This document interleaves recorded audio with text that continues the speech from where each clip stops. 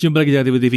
Laptop berperforma tinggi seperti yang satu ini sekarang udah dituntut untuk nggak sekedar jadi laptop gaming aja. Iya, agak salah sebetulnya namanya laptop gaming doang ya. Karena kemampuan untuk menyelesaikan tugas produktivitas berat seperti misalnya ngedit video, render 3D, dan pekerjaan desain yang perlu dengan multitasking lainnya, itu udah wajib bisa dikerjakan laptop-laptop seperti ini. Dengan GeForce RTX 3060 series terbaru, laptop yang satu ini harusnya udah siap ya. Jadi kuda beban para gamer dan konten kreator. Ya, ini adalah Acer Predator Helios 300. Oke, Predator Helios 300 ini adalah laptop gaming kelas menengah atas dari Acer. Ya, terdapat berbagai perbaruan hardware yang cukup mencolok dibandingkan versi sebelumnya nih. Ya, yang pertama yang jelas-jelas beda banget adalah dia menggunakan Intel Core generasi ke-11 seri H45 dengan GPU Nvidia GeForce RTX 30 series ya. Untuk spek dasar, versi yang kami uji ini emang agak sedikit beda dengan yang akan dijual di pasar. Nanti kita kasih tahu bedanya di mana ya. Nah, untuk prosesor ini menggunakan Intel Core i7 11800H. Ini sama Tiger Lake H 10 nanometer Superfin. Ini agak beda sama sebelumnya yang masih pakai 14 nanometer di Gen 10 ya. Lalu untuk configurable TDP-nya bisa mencapai 45 watt katanya ya. Nah, ini lebih tinggi daripada versi H35 yang udah pernah di launching, dan dia menggunakan 8 core 16 thread, maksimum turbo frekuensi di 4,6 GHz, dan ini yang menarik, dia menggunakan 24 MB Intel Smart Cache. Nah, sebelumnya di generasi yang ke-10 itu cuma 16 MB ya. Sekarang jadi 24 MB Smart Cache. Berarti ini adalah peningkatan 50% lebih besar. Dan untuk cache memory, peningkatan yang 50% lebih besar ini efeknya luar biasa besar sekali, karena ini berefek nanti ke performance-nya tentunya. Nah, untuk RAM yang kita uji ini menggunakan 32 GB DDR4 3200 SODIMM dual channel. Nah, kalau slot SODIMM-nya ada 2 ya. Nanti untuk versi yang dijual itu konfigurasi RAM-nya adalah 16 GB DDR4 3200 SODIMM single channel. Iya, tetap bisa di-upgrade jadi dual channel, pakai nambah lagi satu keping 16 GB SODIMM tentunya, kan ada slot yang kosong ya jadinya. Untuk storage yang satu ini yang kami uji menggunakan 2 kali 1 TB SSD PCIe NVMe yang dikonfigurasi dengan RAID 0. Dan masih ada lagi 2 TB SSD SATA 2,5 inci. Ya, jadi ini kayak pamer kemampuan maksimum ya. Nah, untuk versi yang dijual itu akan menggunakan storage 512 GB SSD PCIe NVMe ya. Tapi masih ada satu slot M.2 yang kosong dan masih ada satu slot SATA 2,5 inci tambahan yang masih kosong juga. Nah, untuk GPU dia menggunakan Nvidia GeForce RTX 3070 laptop GPU dengan TGP di 110 watt atau maksimum power limit di 110 watt. 8 GB DDR6, 5120 CUDA cores, base clock 780 MHz, boost clock di 1290 MHz, dan punya fitur resizable bar yang aktif di laptop ini. Fitur ini membuat VRAM-nya dari GPU ini bisa dengan mudah diakses oleh prosesor dan dalam jumlah yang banyak ya. Kemudian masih ada lagi Intel UHD Graphics menggunakan Xe Graphics Architecture. Ini menggunakan arsitektur grafis yang sama dengan di Tiger Lake yang untuk laptop tipis, tapi dia hanya punya 32 execution unit. Nah, untuk body, form factor-nya adalah clamshell yang laptop klasik ya. Materialnya adalah kombinasi metal dan polikarbonat, dan desainnya ini desain gaming khas kelas Predator. Terlihat mirip dengan Predator generasi sebelumnya. Bagian atas keyboard terdapat semacam motif grill yang berfungsi sebagai ventilasi udara. Terdapat logo Predator pada bagian belakang layar yang outline garis tepinya dapat menyala biru sesuai dengan warna temanya Predator.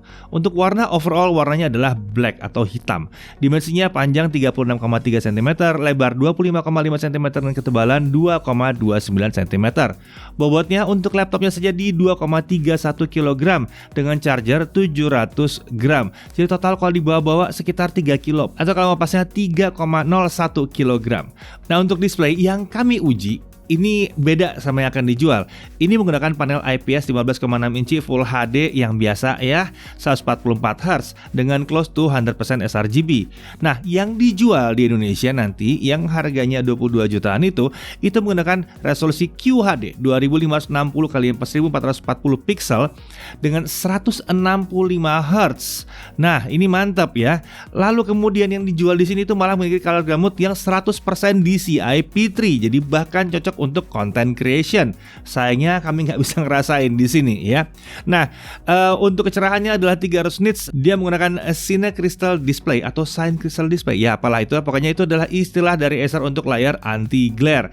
Ini nyaman digunakan tanpa pantulan-pantulan cahaya yang mengganggu ya.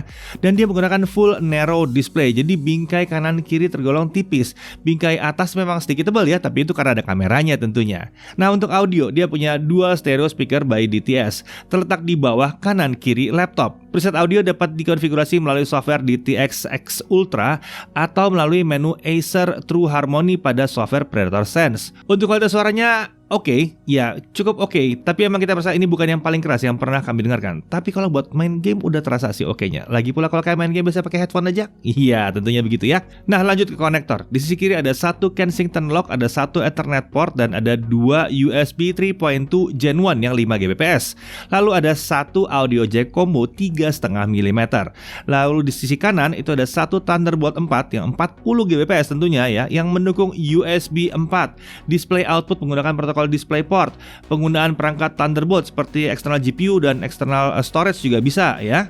Lalu ada lagi satu USB 3.2 Gen 2 yang 10 Gbps, ada satu HDMI, dan ada satu mini DisplayPort. Nah, di sisi belakang ada satu colokan, ini untuk DC-in atau buat ngecas ya. Untuk konektivitas dia menggunakan Intel Killer E2600 Ethernet controller dan juga Intel Killer Wi-Fi 6 AX1650i ya. Ini gigabit Wi-Fi, sudah support multi-user MIMO, Bluetooth versi 5.2. Untuk keyboard, ini layout keyboard khas Acer Predator Helios. Masih terdapat tombol numpad di sebelah kanan. Terdapat tombol khusus untuk memanggil software Predator Sense. Terdapat juga semacam border berwarna biru pada tombol WASD, tombol anak panah, dan tombol Predator Sense. Tombol powernya menyatu dengan layout keyboard, tapi nggak ada masalah sih, dia di pojok banget sih, nggak bakal kena lah ya kalau kalian ngetik-ngetik. Dia juga memiliki backlit RGB dengan 4 zona warna dengan 4 tingkat kecerahan. Pengaturan warna dapat dilakukan di software Predator Sense. Untuk touchpad ini terletak center to spacebar, jadi nggak ganggu ya pada saat ngetik ya, benar-benar tengah-tengahnya spacebar. Tidak terdapat tombol khusus klik kiri dan klik kanan, tapi dia sudah support Windows Precision Driver. Oke, mari kita masuk ke pengujian performa. Pertama-tama kita lihat dulu software Predator Sense-nya. Pakai software ini, pengguna bisa memonitor suhu dan penggunaan hardware. Selain itu, juga terdapat 4 mode performance control. Ada quiet, ada default, ada extreme. Ini performa prosesor lebih ditingkatkan daripada mode default ya.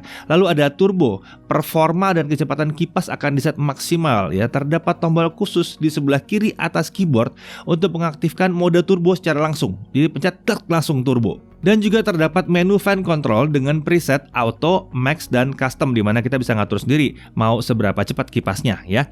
Nah, semua pengujian akan dilakukan dengan kondisi turbo dengan fan di maksimum. Jadi kita mau tahu performance maksimum seperti apa. Pertama-tama kita coba konsistensi performa dengan Cinebench R15. Pada mode default, prosesor Intel Core i7 11800H pada Acer Predator Helios 300 mampu mencapai skor tertinggi di 2186 poin, luar biasa ya.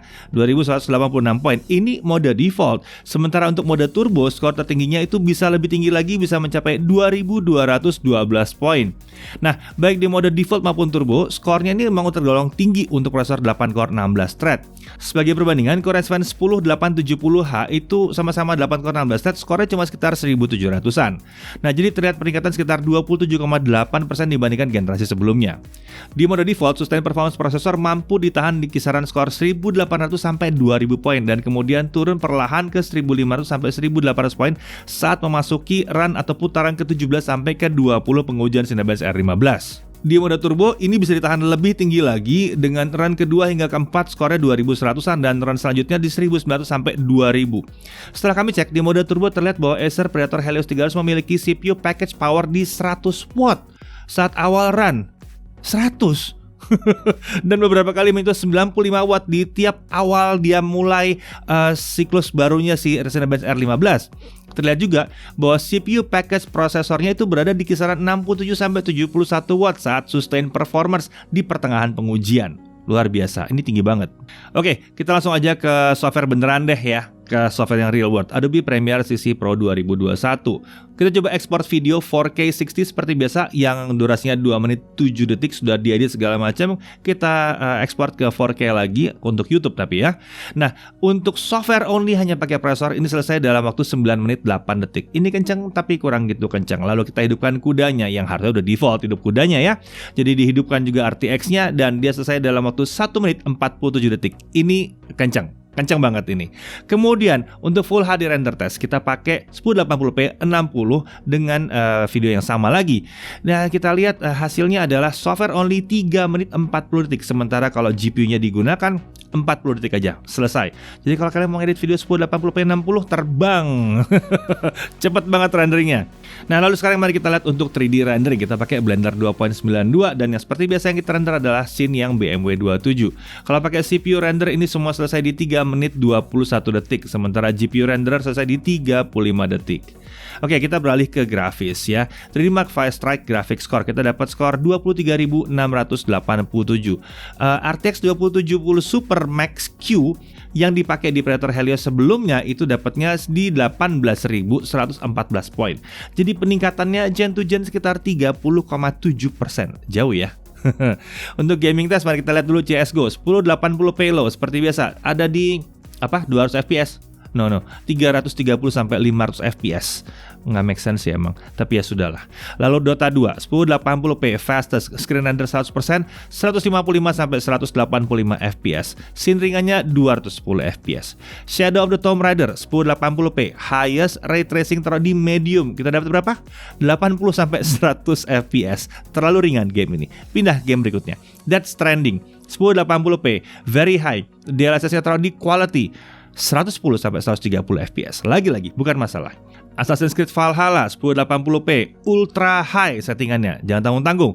60 sampai 70 fps. Sesekali dia bisa drop ke 5859 fps. Ya nggak masalah lah. Ini kualitasnya udah tinggi banget. Cyberpunk 2077 1080p high, ray tracing ada di medium dan kita dapat 60 sampai 75 fps. Sesekali aja dia drop ke 55 fps di tempat yang berat-berat. Tapi ini emang game terlalu beratnya aneh gitu. Cuman nggak ada masalah, tetap disikat aja sama dia. Nah, kita beralih ke pengujian SSD.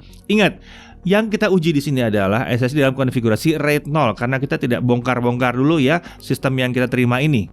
Untuk kecepatan baca atau read dia ada di 4065 MB per second. Sementara untuk write 10.342 MB per second. Ini keterlaluan sih. Ini keterlaluan tingginya ya. Tapi perlu diperhatikan ini yang terjadi kalau kalian pasang RAID 0 di sini ya. Jadi sedikit saran aja, kalau kalian beli ini mungkin kalian mau mendapatkan performa seajaib itu ya kalian mau pasang SSD kedua dan instalasikan RAID 0-nya di situ. Itu akan jadi mantap banget. Nah, kemudian lanjut ke baterai charging test ya. Dengan pemutaran video 1080p video playback, modenya default, brightness-nya di 50%, volume di 25%. Video playback-nya untuk 1080p ini adalah 4 jam 30 menit. Bukan hasil yang luar biasa hebat, tapi expected untuk performance yang setinggi ini ya. Untuk charging 30 menit di 39%, sementara untuk full sampai 100% kita hanya butuh 102 menit. Jadi cukup jauh di bawah 2 jam ya, 1,5 jam lebih, atau tepatnya 1 jam 42 menit ya. Nah, mari kita bahas soal sistem pendinginnya. Sistem pendinginnya ini adalah pendingin aktif dengan 5th Gen Aeroblade 3D Technology. Terdapat 2 fan dengan bilah bermaterial logam yang ultra thin atau tipis banget, dengan 89 bilah per kipas, dengan ketebalan setiap bilahnya hanya 0,08 mm. Fan generasi sebelumnya itu pakai 59 bilah dengan ketebalan 0,1 mm. Menggunakan Bionic design, tapi bilahnya itu terlihat bergerigi. Ini diklaim mampu meningkatkan airflow pada kipas. Terdapat 3 buah heat pipe dan heatsink yang menutupi komponen CPU, GPU, VRM, dan VRAM. Nah, intake udara dari bawah dan atas dengan 4 lubang exhaust ke arah belakang dan sisi kanan kiri laptop. Untuk suhu kerjanya kita bisa lihat di sini ya, kita dilakukan dalam mode turbo dengan fan max ya. Softwarenya kita coba dulu pakai Cinebench R15 ini yang biasanya suka agak terlalu tinggi saat ini, tapi nggak apa, kita tes saja. Suhu prosesor di awal run berkisar di 90 sampai 93 derajat Celcius. Memasuki run kelima, spiking itu masih tetap ada di awal run sampai 93 derajat Celcius. Lalu pada saat performance sudah sustain, dia masuki kisaran 75-85 derajat Celcius. Ingat, ini hanya terjadi pada saat kalian menggunakan software yang pure, hanya menggunakan prosesor doang dan bisa memaksa semua threadnya bekerja. Biasanya software-software baru tuh nggak begitu. Dia akan sharing pekerjaan dengan GPU atau dia tidak akan paksa prosesornya full untuk bekerja untuk dia, ya. Biasanya begitu. Nah, kita lihat kalau GPU-nya gimana. Dengan Trimark Firestrike sustain itu kisaran 68-70 derajat Celcius. Lalu kalau untuk software content creator dan game gimana? Nah, ini yang penting sebetulnya suhunya ya. Pada saat kita render 3D dengan Blender ya, suhu CPU-nya ada di 60-70 derajat Celcius saja, nggak tinggi-tinggi amat ya. Sementara GPU-nya ada di kisaran 62-65 derajat Celcius. Ini aplikasi 3D rendering loh. Adem, nggak ada masalah ya. Lalu Assassin's Creed Valhalla 30 menit gameplay, suhu CPU itu ada di 70-80 derajat Celcius. Sesekali spiking ke 85 derajat Celcius. Lalu suhu GPU di 68-73 derajat Celcius. Lagi-lagi ini adalah hal yang wajar-wajar aja, nggak ada masalah di sini. Nah, di sini kita memainkan game Assassin's Creed Valhalla selama 30 menit dan kita lihat suhu permukaannya. Area palm rest sebelah kanan itu berada di kisaran 37-40 derajat Celcius. Sementara itu permukaan keyboard di sekitar huruf WASD itu sekitar 35-39 derajat Celcius. Area tengah keyboard itu sekitar 39-45 derajat Celcius. Area terpanas itu adanya di tengah bawah dekat tombol kontrol ya, mencapai 48 derajat Celcius. Sementara itu area numpad ada di 37-42 derajat Celcius. Tapi ingat, ini hanya terjadi kalau kita hajar gila-gilaan. Lagian kalau kalian main game mungkin pakai keyboard tambahan dan mouse tambahan akan jauh lebih enak. Varian dan harga tepatnya untuk Predator Helios 300 ini untuk bahasa Indonesia bisa dicek ke kolom deskripsi ya. Nah, semua unit penjualan ini sudah mencakup Windows 10 Home, Microsoft Office Home and Student 2019 dan garansi 3 tahun yang mencakup layanan dan spare part. Oke, hal yang perlu diperhatikan. Perhatikan bahwa unit yang kami uji ini adalah unit sampel dan sedikit berbeda dengan unit yang akan dijual di pasaran. Perhatikan ini ya, catatan-catatan kami selama kami menguji. Nah, semua pengujian di atas dilakukan dengan konfigurasi RAM 32GB dual channel. Unit yang dijual pakai 16GB dengan konfigurasi single channel. Dan ya tentunya masih bisa di-upgrade ya. Jadi kalian tetap bisa mencapai performa ini dengan cara meng-upgrade-nya. Lalu hal lain yang perlu dicatat adalah daya tahan baterai yang terasa memang ya biasa aja. 4 jam 30 menit ya bukan hal yang luar biasa.